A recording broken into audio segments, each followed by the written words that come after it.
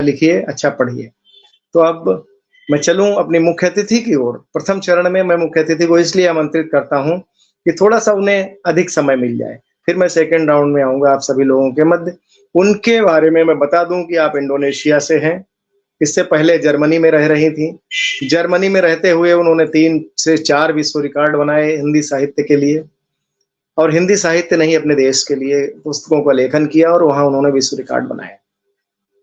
एक विश्व रिकॉर्ड में मैं भी शामिल रहा और उसके बाद लगातार हम लोग सहयोगी के रूप में एक-दूसरे से जुड़े हुए हैं।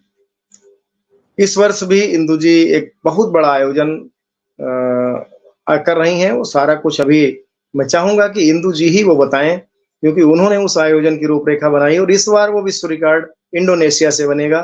तो ये एक बढ़िया चीज़ है क्योंकि इंडोनेशिया में हमारी भारतीय रामायण का बहुत महत्व है। और अभी प्रधानमंत्री जी जब गए थे तो जकार्ता में इंदु जी ने उनका स्वागत किया था। मैंने फ़ोटो देखे, वीडियो देखे, उन्होंने भेजे थे। तो मैं चाहूँगा कि इंदु जी आएँ और अपनी बात रखें। बहुत-बहुत शुक्रिया गोविंद जी। सबसे पहले मैं सोशल मीडिया मंच को नमन करना चाहूँगी मुकेश पटेल जी का जो फाउंडर हैं सोशल मीडिया का कि उनको मैं आभार और नमन करना चाहूँगी जो इतना सुंदर उन्होंने मंच की शुरुआत की। श्रोताओं का शुक्रिया अदा करना चाहूँगी जो अपना वक़्त निकाल कर हमें सुन रहे हैं और सारे जो मेरे जो साथी रचनाकार हैं उनको प्यार भरा प्रणाम इंडोनेशिया से जहाँ श्री राम को बिल्कुल सही कहा गोविंद जी ने, श्री राम को बहुत यहाँ मानते हैं, यहाँ सीता नाम भी रखते हैं। आप सोचिए, मुझे बहुत अच्छा लगता है जब मैं सुनती हूँ किसी का नाम सीता है यहाँ पर, तो बहुत ऐसे गर्व महसूस कर होता है मुझे। और ये यहाँ पर जो बोलते हैं ना, ये सतयुग है बिल्कुल यहाँ पर। हमें लगता है कि जैसे हम अयोध्या में रह रहे हों बिल्कुल। और गोविंद जी का बहुत आभार प्रकट करना चाहूँगी। मुझे लगता है कि मैं तीसरी बार आ रही हूँ यहाँ पर और उनका जो वो इतना साहित्य के प्रति वो जो सेवा भाव है उनका, उसको मैं बहुत नमन करती हूँ। और जो वो साथ देते हैं, हम हर कार्य जो देश के लिए करते हैं, साहित्य के लिए करते हैं, गोविंद जी उसमें बढ़ चढ़कर हिस्सा लेते हैं और सहयोग देते हैं, जो बहुत ज़रूरी है। हम अच्छा कार्य करना चाहें, जैसे जड़ें होती हैं ना, एक नहीं होती है, काफ़ी होती हैं, तभी वृक्ष खड़ा होता है। तो कोई भी काम जब भी होता है जब उसमें बहुत सारे अच्छे लोग जुड़े हुए हों और अपनी ताकत हमको प्रदान करते हैं। ऐसे ही गोविंद जी हैं, हर विश्व रिकॉर्ड में साथ दिया है उन्होंने, नए लोगों को जोड़ा है। और मैं निवेदन करती हूँ कि आप गोविंद जी से संपर्क करें और इस बार आप लोग भी जो मैं भारत माता के लिए जो पंचामृत के रूप में 5 विश्व रिकॉर्ड भारत माता के चरणों में समर्पित करने का एक सपना है जो पूर्ण होता जा रहा है, क्योंकि इतने देशभक्त जुड़े हैं इस कार्य में। तो मेरी यही आशा है, आमंत्रण है आप सबको, और आप जुड़िए और हमें बहुत अच्छा लगेगा। और इस बार जो है भारत ने बहुत एक गौरवपूर्ण काम किया है कि चंद्रयान-3 चाँद पर पहुंच गया है, तो वही हमने विषय लिया है, चाँद पर तिरंगा। तो ये जो विश्व रिकॉर्ड बना रहे हैं, ये भारत की गौरव गाथा के ही ऊपर है। पहले देशभक्ति के सबसे पहले मैंने जो विश्व रिकॉर्ड बनाया था वो रामायण पर 665 पंक्तियां लिखकर बनाया था, world book of records London के साथ।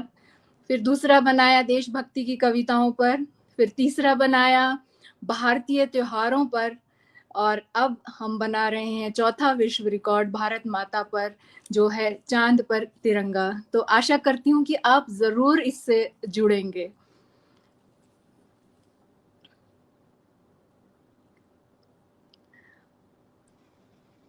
और अभी मैं शायद नेटवर्क की कोई प्रॉब्लम हो रही है, तो हमारे साथी एक दो हमसे कनेक्ट नहीं हो पा रहे शायद।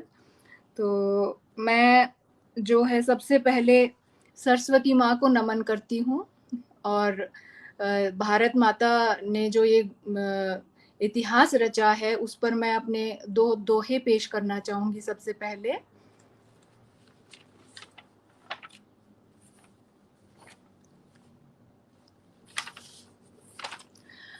अद्भुत अगस्त महीना, नभ से गहरे हुए संबंध, चंद्र पर देख तिरंगा, सारा जग रह गया स्तब्ध रे बंधु, सारा जग रह गया स्तब्ध। पाकर के शिव शक्ति चंद्र हो गया है धन्य, हुआ उसका ख्वाब पूर्ण, अब इच्छा रही न अन्य रे बंधु, अब इच्छा रही न अन्य। तो ये जो हम विश्व रिकॉर्ड बनाने जा रहे हैं उसके लिए समर्पित 2 दोहे जो मैंने आप लोगों के सामने पेश किए। और मैं ज्यादातर देश पर लिखती हूँ क्योंकि हम लगभग 30 वर्ष से देश से बाहर हैं। तो बोलते हैं ना, माता से दूर रहो तो और भी ज्यादा प्रेम होता है। तो हमको बहुत याद आती है भारत की, तो हम कविताओं के माध्यम से ही हम भारत से जुड़े रहते हैं और ऐसे लगता है कि हम हर पल वहीं हैं और हर कविता में हम वहीं पहुंच जाते हैं भारत में। तो मैं ज्यादातर प्रकृति और भारत पर लिखती हूँ। तो आज मैं जो कविता जो सुनाने जा रही हूँ वो प्रकृति पे है। तो मैंने देखा है कि हम लोग बहुत यूरोप में भी गए, हम एशिया में भी बहुत गए हैं, बहुत देशों में गए हैं। तो कहीं पर जो होता है प्रदूषण बहुत ज्यादा होता है और उसका असर भी हमें पता है कि क्या होता है। और जो बच्चे हैं, आप सोचिए, हम तो शायद स्वच्छ वातावरण में रहे होंगे क्योंकि इतने पेड़, और तब बचपन में हमारे बहुत साफ वातावरण होता था। पर आप आज का दिन देखिए, कितनी गाड़ियां, कितना प्रदूषण, तो उन बच्चों पे कितना असर होता होगा खराब। तो जब कुछ देश वातावरण के लिए इतना सोच सकते हैं और अपने देशों को अच्छा रख सकते हैं तो हर देश क्यों नहीं। तो मेरी यही सबसे गुजारिश है कि पेड़ लगाइए और गाड़ियों का कम इस्तेमाल कीजिए, और जितना वातावरण को हम अच्छा रखेंगे वो हम भी उतने अच्छे रहेंगे, क्योंकि वो हमारे स्वास्थ्य के लिए, हमारे भविष्य के लिए और हमारे अपनों के भविष्य के लिए बहुत जरूरी है। तो मेरी जो कविता है उसका शीर्षक है हरी परी थी मेरी धरा। तो हरी परी थी मेरी धरा, कभी थी ये धरा हरी, फूल पत्तों से सजी परी, अब लगती है डरी डरी, इंसान ने जब से इमारतें खड़ी करी, कभी थी ये धरा हरी, नील गगन हो गया है काला, सूर्य देव कैसे भेजें उजाला, कभी शीतलता देती थी पवन, अब वो उगलती है ज्वाला, कभी थी ये धरा हरी, फूल पत्तों से सजी परी, वाहनों का शोर करता है बहरा,